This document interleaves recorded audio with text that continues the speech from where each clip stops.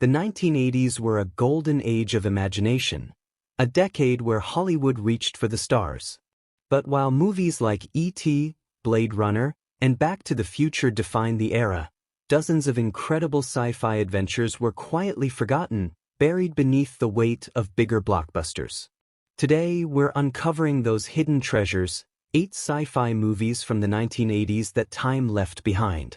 From visionary effects to heartwarming stories that deserved more love, these films remind us that not every classic came from a galaxy far, far away.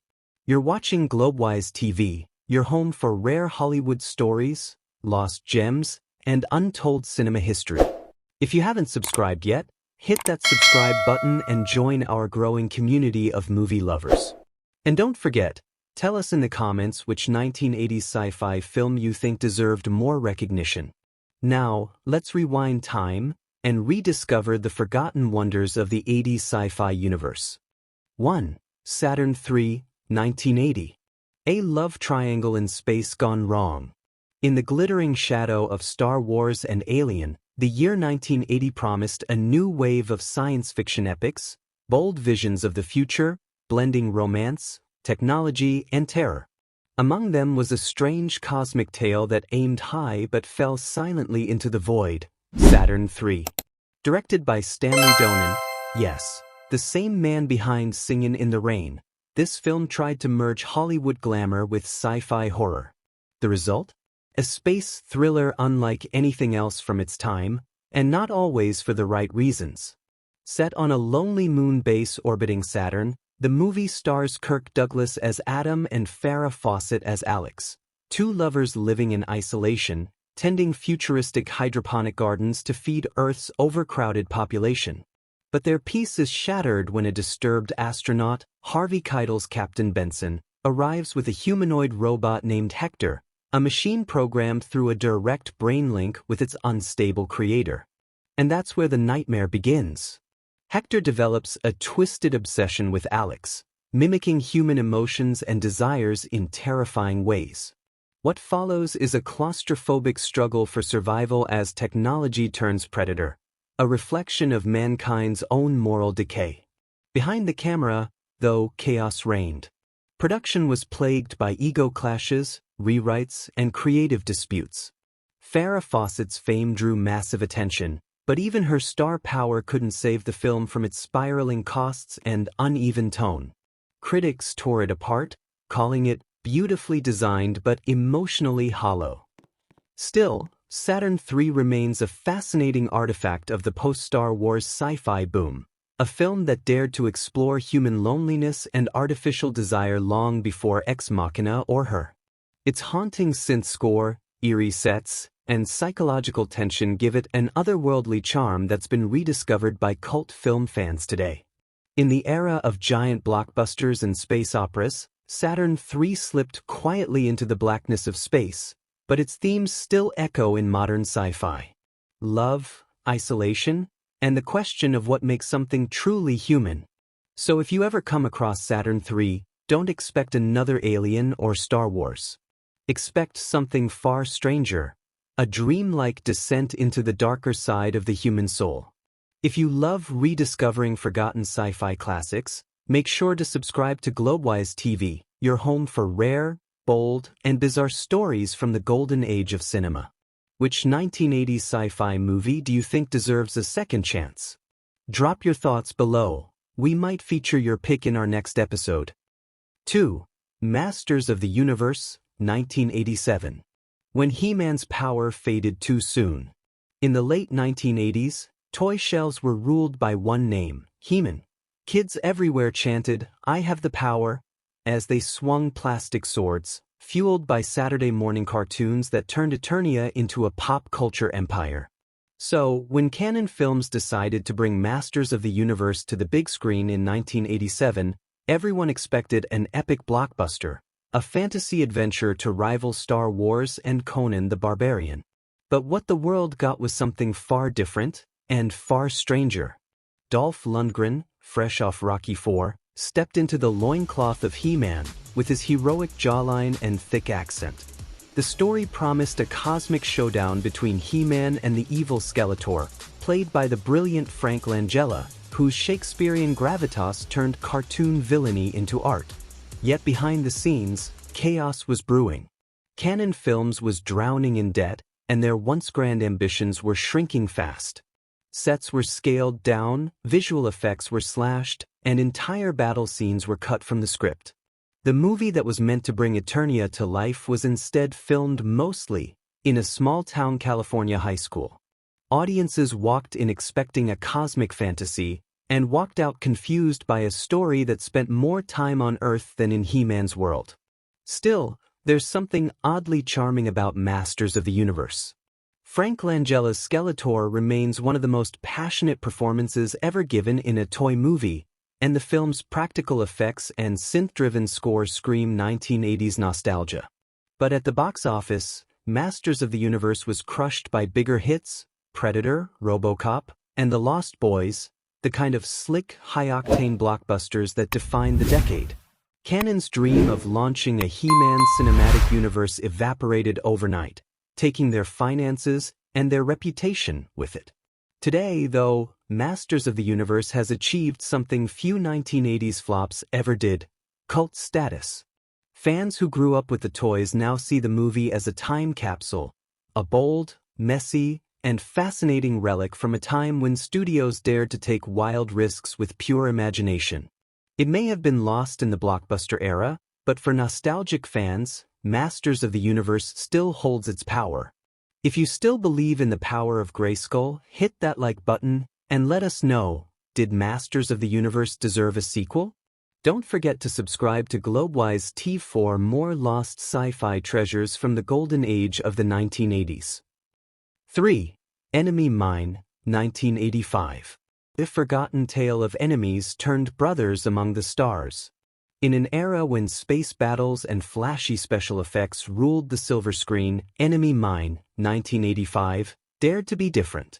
Directed by Wolfgang Petersen, the genius behind Das Boot, this wasn't just another intergalactic shootout. It was a deeply human story hidden beneath the stars, a film about understanding, survival, and unlikely friendship. Released during the height of blockbuster dominance, when Back to the Future and The Terminator were commanding audiences, Enemy Mine quietly slipped through the cracks. Yet, decades later, it stands as one of the most emotionally charged sci-fi gems of the 1980s. In the distant future, humanity is at war with a reptilian alien species known as the Drax. When a human pilot, Willis Davidge, played by Dennis Quaid, crash lands on a barren planet, he discovers that his only companion is his sworn enemy, a Drax soldier named Jeriba Shurgon, brilliantly portrayed by Louis Gossett Jr. What begins as hatred and suspicion slowly transforms into an extraordinary bond. Stranded together, they must overcome hostile landscapes, dangerous creatures, and the vast loneliness of space. But what makes Enemy Mine unforgettable isn't the action, it's the heart. Over time, Davidge and Jeriba learn each other's language, culture, and fears. When the Drac gives birth to a child before dying, Davidge vows to raise it as his own, even against the prejudices of his own kind. It's a touching allegory about empathy and unity, themes far ahead of its time. Yet despite its powerful message and strong performances, Enemy Mine bombed at the box office. Production troubles, massive reshoots, and poor marketing buried it beneath the blockbuster avalanche of the mid-80s. Critics were divided, audiences confused, but those who truly watched saw a masterpiece. Today, Enemy Mine is celebrated as a cult classic, a forgotten space odyssey that spoke about peace when everyone else was obsessed with war. It reminds us that science fiction isn't just about lasers and explosions, it's about what makes us human, even when we're light years apart.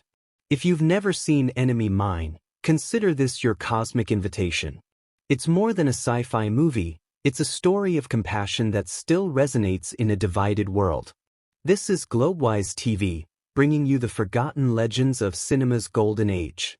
If you love discovering hidden movie treasures, make sure to subscribe and tell us in the comments. Would Enemy Mine have been a hit if released today? 4. Time Bandits, 1981. The wild adventure that bent time and imagination. Long before Marvel's multiverse or Doctor Who's time-traveling chaos, Time Bandits, 1981, gave audiences a wild, unpredictable trip through history, led not by heroes in capes, but by a gang of mischievous, pint-sized thieves. Directed by Terry Gilliam of Monty Python fame, this film was a brilliant mix of fantasy, dark comedy, and adventure that refused to fit neatly into Hollywood's blockbuster mold. The story follows Kevin, a young boy with a vivid imagination, who suddenly finds himself swept through time by a band of rogue dwarves armed with a stolen map of the universe's time holes. Together, they leap from the battlefields of Napoleon's France to the age of King Agamemnon and even to the Titanic, all while being hunted by the sinister, evil genius, played with unforgettable flair by David Warner. But Time Bandits wasn't your average family adventure. Beneath its playful humor and imaginative worlds lay Gilliam's sharp satire, poking fun at greed, power, and the emptiness of modern life. It was bizarre, brainy, and brilliant. Yet in 1981, it stood no chance against the juggernauts of its time. Released the same year as Raiders of the Lost Ark and Superman 2, Time Bandits was overshadowed by big-budget spectacles. Despite earning critical praise and building a devoted cult following, it got lost in the noise of an era obsessed with larger-than-life heroes and glossy special effects. Today, though, Time Bandits stands as one of the most imaginative films of the 1980s. A rare gem that blended absurdity, philosophy, and childlike wonder into something timeless. It's a reminder that sometimes, the most creative stories don't conquer the box office. They conquer the imagination. 5. Escape from New York, 1981. In a gritty vision of the future, Escape from New York imagined a world gone mad, where America's most dangerous criminals are dumped onto an island-sized prison, none other than Manhattan itself. Directed by the legendary John Carpenter, this 1981 cult sci-fi thriller follows Snake Plissken, a one-eyed anti-hero played to perfection by Kurt Russell, a role that transformed him from a clean-cut Disney actor into one of cinema's toughest icons. When Air Force One crashes inside this walled-off nightmare city, Snake is offered a deal: rescue the president in 24 hours, or die trying. It's a high-stakes race through gang-infested streets, neon-lit ruins, and a city ruled by chaos, a chilling prophecy of urban decay and government control. At the time, the movie's dark tone and low-budget aesthetic were overshadowed by the shiny, effects-driven spectacles of the 1980s, films like E.T., Return of the Jedi, and Back to the Future. Escape from New York wasn't a box office titan, but it quietly rewired the DNA of dystopian cinema. Its influence can be seen everywhere, from The Matrix and Blade Runner 2049 to video games like Metal Gear Solid, whose main character, Solid Snake, was directly inspired by Plissken himself. While big studios chased blockbusters, Escape from New York became a cult blueprint for rebellious sci-fi, gritty, political, and fiercely independent. Today, it stands tall as one of the most visionary films of the 1980s that time almost forgot. The name's Plissken, a line that echoes through the wasteland of forgotten classics. 6. Repo Man, 1984. Punk attitude meets alien mystery. In the neon-drenched chaos of 1980s Los Angeles, Repo Man, 1984, wasn't just another sci-fi flick, it was a cinematic rebellion. Directed by Alex Cox, this wild fusion of punk rock culture, government paranoia, and alien conspiracy became one of the strangest cult treasures of the decade. The story follows Otto, a young punk played by Emilio Estevez, who reluctantly takes a job repossessing cars, only to discover one vehicle that's way beyond what he bargained for. Hidden inside its trunk is a radioactive secret that could rewrite reality itself. But here's the twist: while Repo Man had all the ingredients for a hit, comedy, aliens, social satire, and a killer punk soundtrack from bands like Black Flag and Iggy Pop, it got completely overshadowed by the blockbuster era. Big studio juggernauts like Ghostbusters and the Terminator dominated screens, leaving smaller, weirder gems like Repo Man collecting dust in midnight theaters. Despite that, Repo Man became a cult legend, a movie that inspired indie filmmakers for decades. Its razor-sharp dialogue, anti-establishment attitude, and surreal sci-fi style made it a symbol of cinematic rebellion. Today, it's seen as a counterculture classic, reminding us that true originality doesn't always come wrapped in a Hollywood budget. Sometimes, it's the low-budget oddities that age best, and Repo Man is living proof.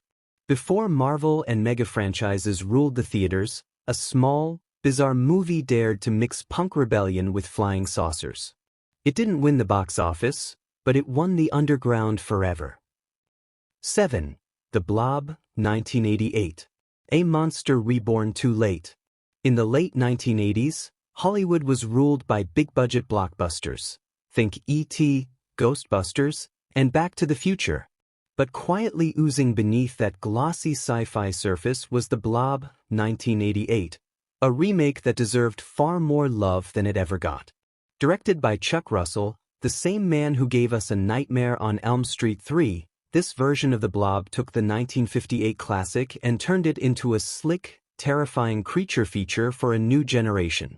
Gone was the rubbery pink goo of the 50s. This Blob was a special effects marvel, a living nightmare of liquid horror that could melt flesh, devour whole towns, and still leave room for dessert.